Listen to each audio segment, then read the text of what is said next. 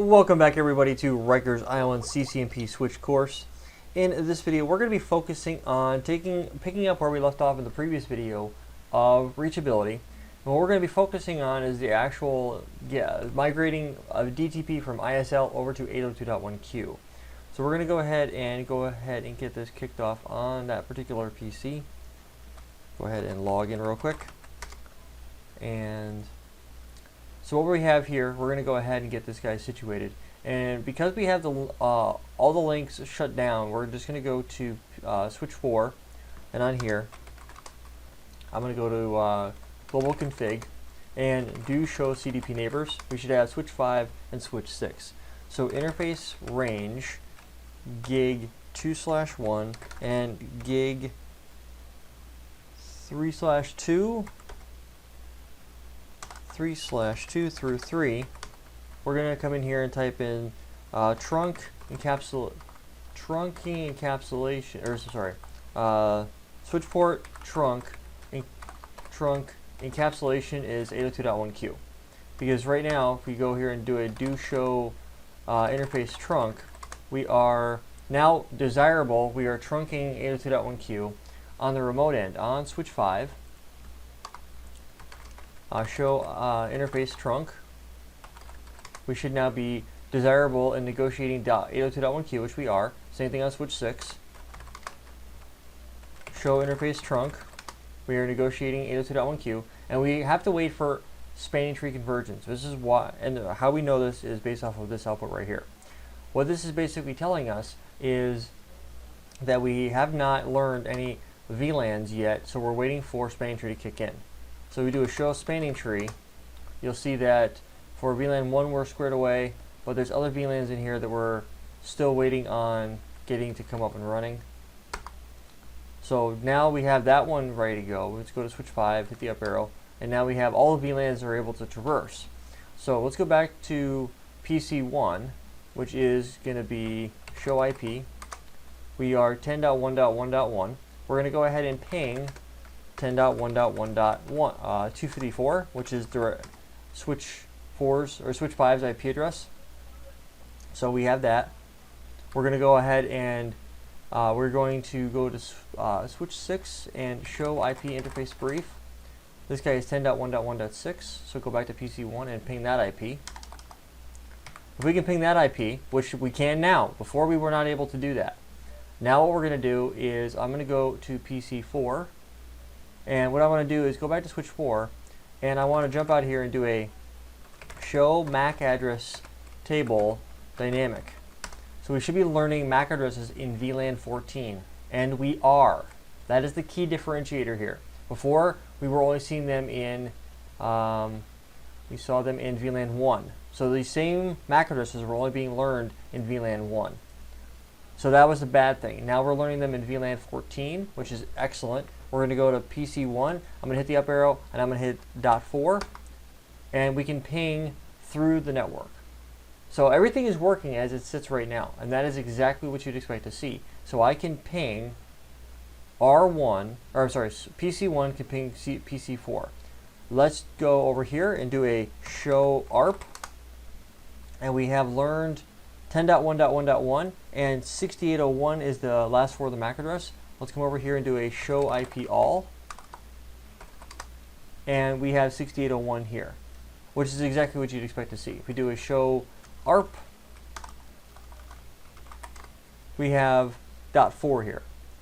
So we've learned it, everything is working the way that it needs to, and that was my assumption that it would work that way.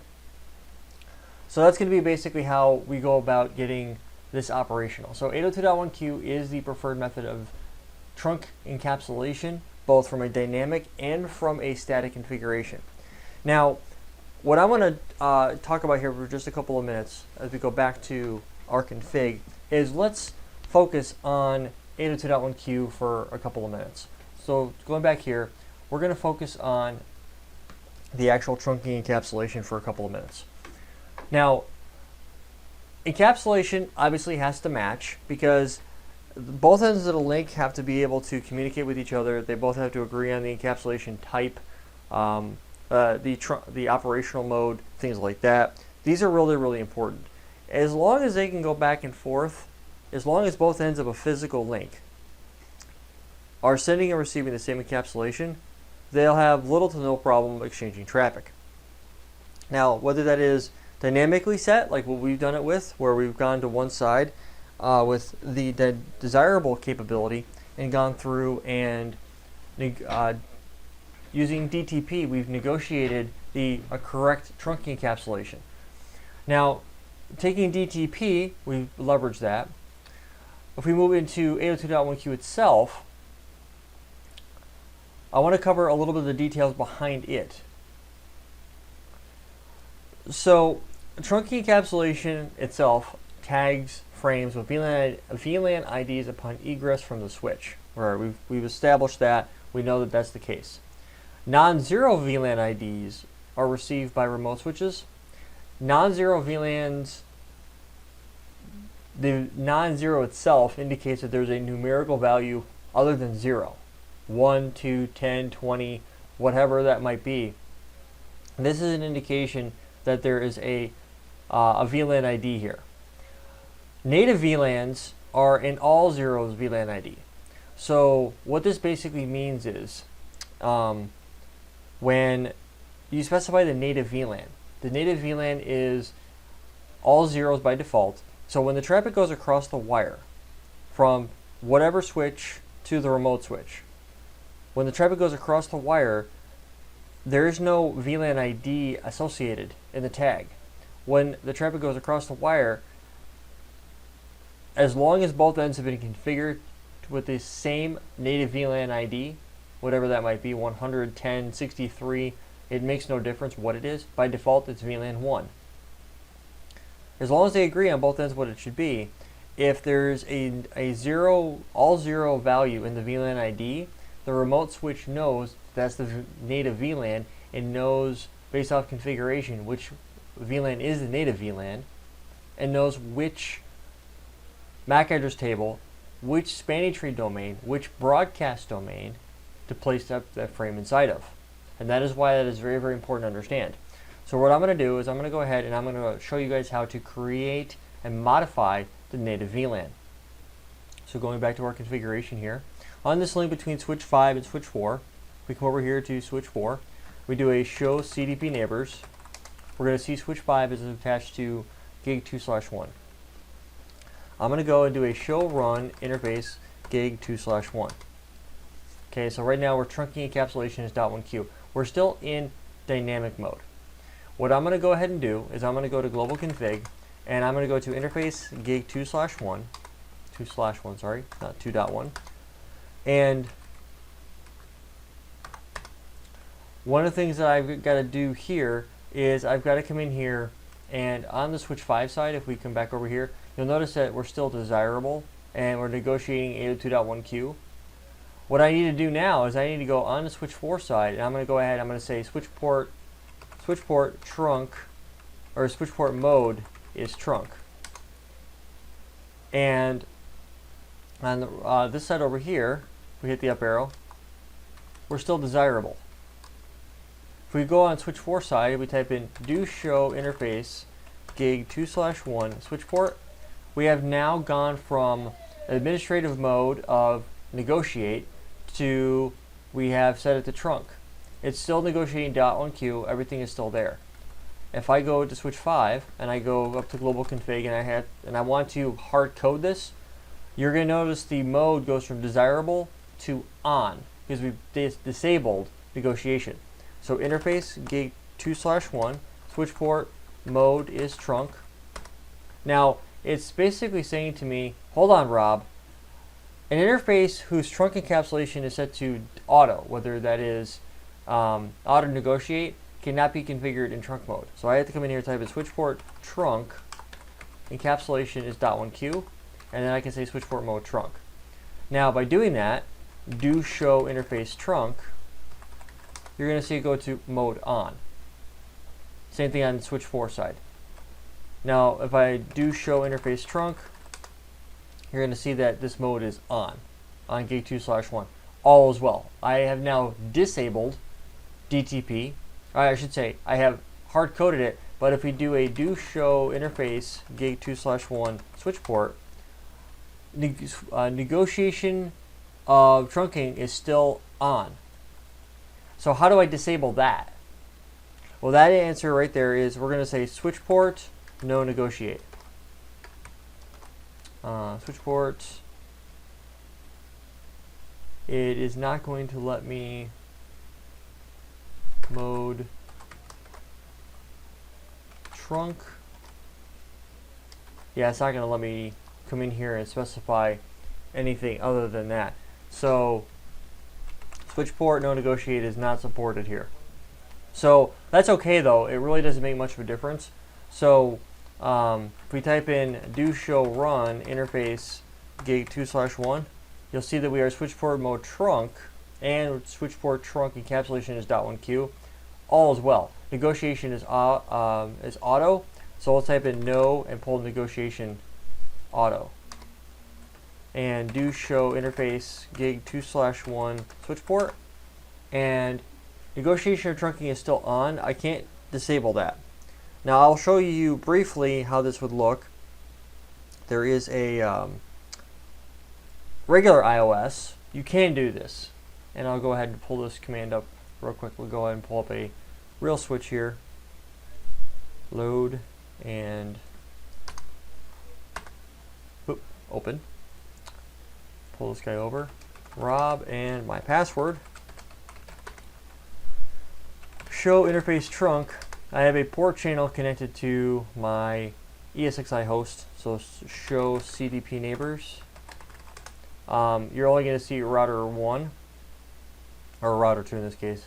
If I go to show ether channel summary, you'll see which ports I've actually got configured for the port channel, which is gig 6 and 17. If I go to global config and interface gig 1/0/6, switch port, no negotiate is right here.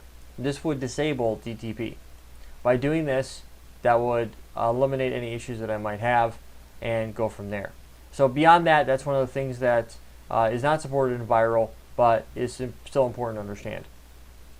So one of the things I want to show you guys now is how to specify the native VLAN. Now, one of the things that I normally would do is for management, I normally am going to create the management VLAN as the native VLAN. You don't have to do that. It's just something that I've grown accustomed to doing over several years of being in the industry. What I'm going to do is on both ends of this link, I'm going to come in here and type in switch port trunk ? And you'll notice that the third option down says native. We type in native and we say VLAN. I'm going to come in here and I'm going to say 100. Now VLAN 100 is already created on the switch, so I don't have to go in there and actually create one.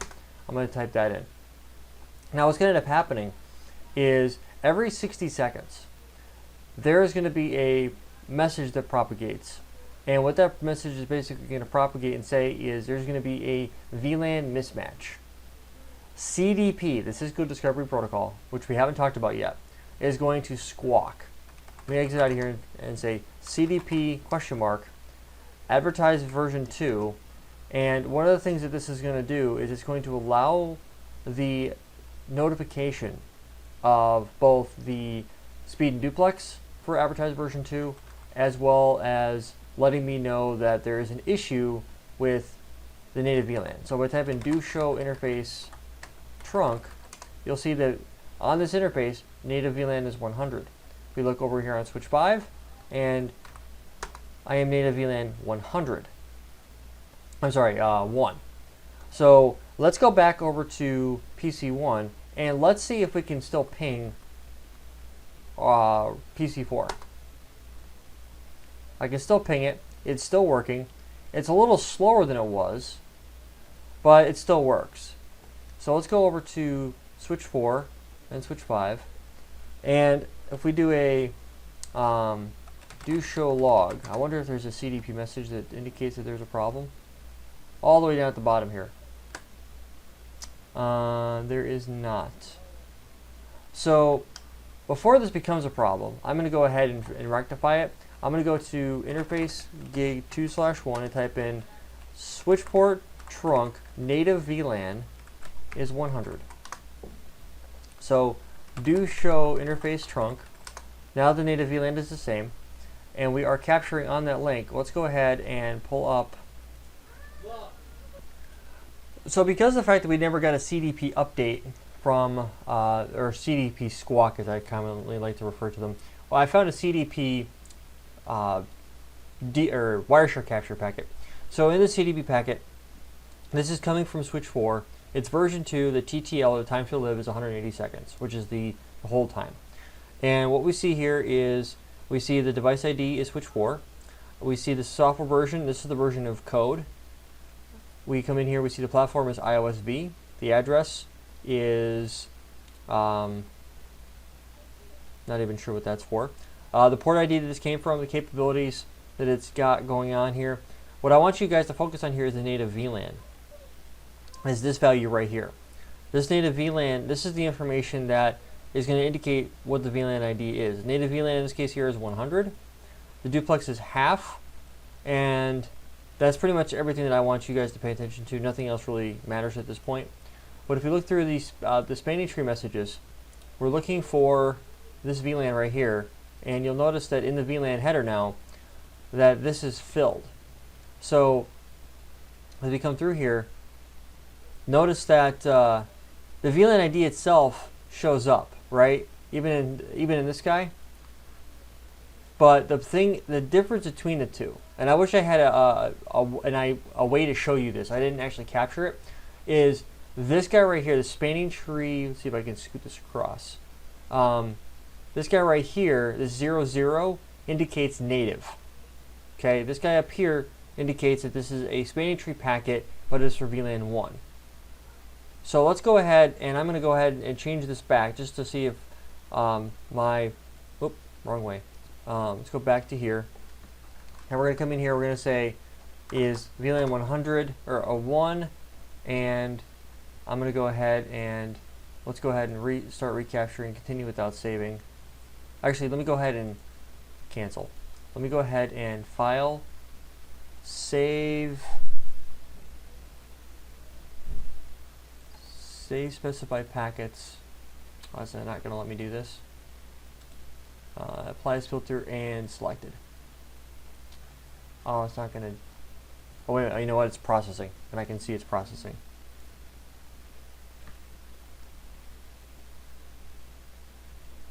So we're actually rescanning the connection. All right, so I was able to come in here and filter some of these out. So, and it actually filtered all the wrong ones. So let's go ahead and just cancel that filter out. But what I'm going to do is I'm going to go ahead and change the config. Go ahead and just close this guy out. Continue without saving, and then close the program. Every now and then it does bug out. So I'm going to go ahead and start Wireshark. And I'm going to go ahead and I'm going to come in here and change the value here. So on this guy right here, I'm going to go back to, and on switch 4, I'm going to come in here and do interface gig 2/1 switch port trunk native VLAN is 1. So if we go do show interface trunk, and so now we're both back to native VLAN, which is awesome. I'm going to go ahead and I'm going to bring this guy down to the very, very bottom, and we see that this guy right here, if we come to stop the capture, we come through here, this guy right here is the spanning tree protocol. It's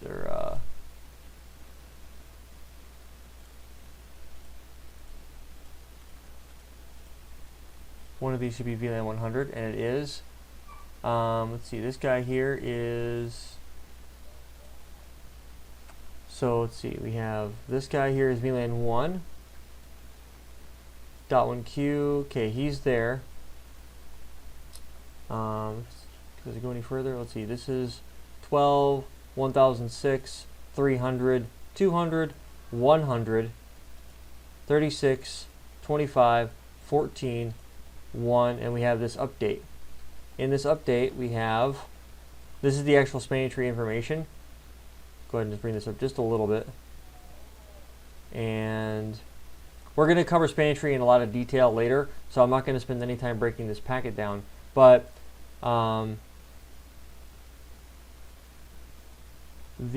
doesn't actually specify as a what's the word I'm looking for? It doesn't actually specify it as a a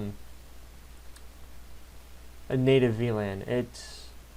The VLAN ID is here, and this is a spanning tree update. Let's see, 14. Is there anything up here? 14, 100. Yeah, so it's basically, the idea now is that so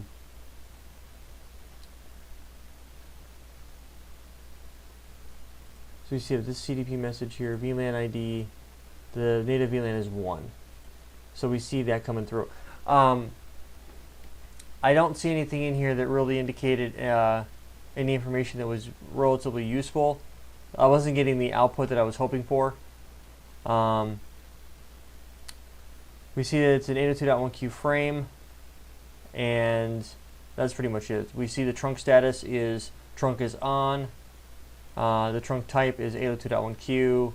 The sender ID is, and this would be the local MAC address. So all of that is all well and good. Again, the native VLAN simply indicates that the VLAN ID when received on the remote end is there is no information. When it sees the VLAN ID come in, it knows that's the native VLAN. So that's basically how I would correlate that. So beyond that, that's pretty much everything you would need to know when it comes to trunking and stuff like that.